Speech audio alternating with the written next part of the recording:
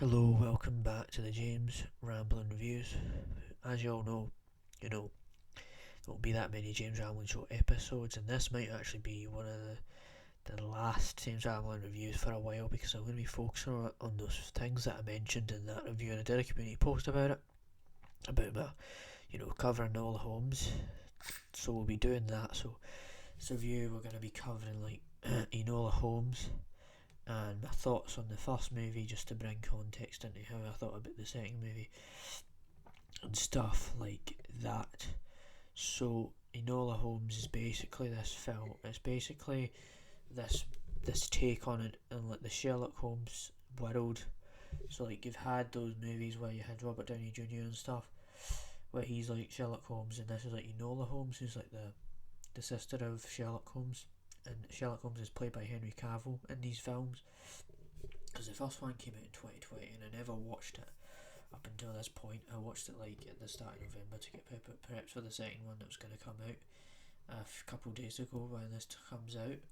So you had that where Henry Cavill was playing Sherlock Holmes, and then you have Millie Bobby Brown, the main one of those characters from Stranger Things 11, playing Enola Holmes, and basically it's basically just like this detective story, and the first film is kind of like that, right? It's just from her perspective and all of that, and the thing is with these films is like it is like this really like female feminine thing, but it's set in that time period, so I'm not really complaining about it. So it's not necessarily woke, it's just like it's a comment on that time period, and she does look at the camera and say, oh, by the way, this is it, and it is a really British kind of film as well.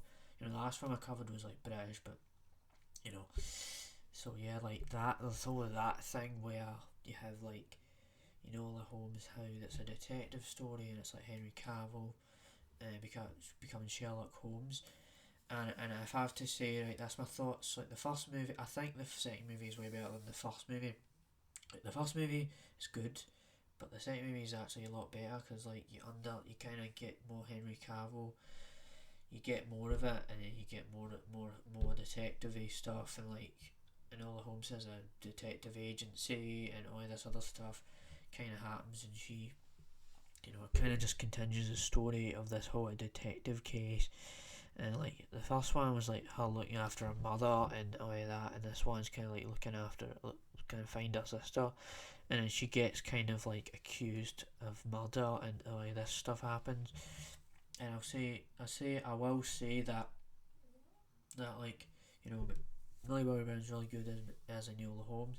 Henry Cavill's really good as Sherlock Holmes. That there's some really good acting in here, and there's also this whole thing. There's actually this whole thing about there's this black lady who taught her how to do jiu-jitsu, and this kind of crosses over with the both films because it's they kind of apply jiu-jitsu in both films. It's not like modern day jiu-jitsu, but the whole thing's been going on for a long time, so it's okay, I guess.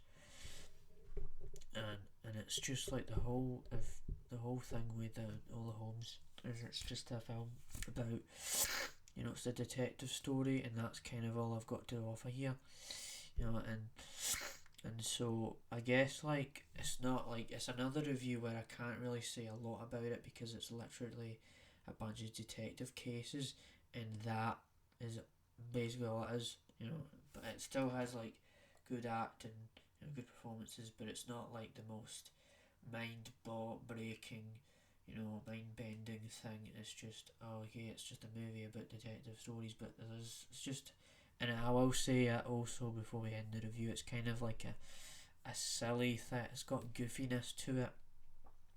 It's kind of like over the top sometimes, but like it's not that bad. It's fine, and it's that and that. So with all of that out of the way, this is probably gonna be one of the shorter reviews because um, it's just like it's not it's another film thing where it's hard to explain it in such great detail because it's just a detective story and all of that stuff, and it's just yeah, that's all I have to offer here. So yeah, it's gonna be it's a shorter review than usual, and you probably won't be seeing that many reviews this month anyway. So don't expect anything special, like I said in that community post about this, and you won't see any more James Rallman Show episodes for a little while as well. So with that all out of the way, and I'm sorry if I felt like I was like, been and kind of have a bit of a sore head right now. I just wanted to get this video out the way though.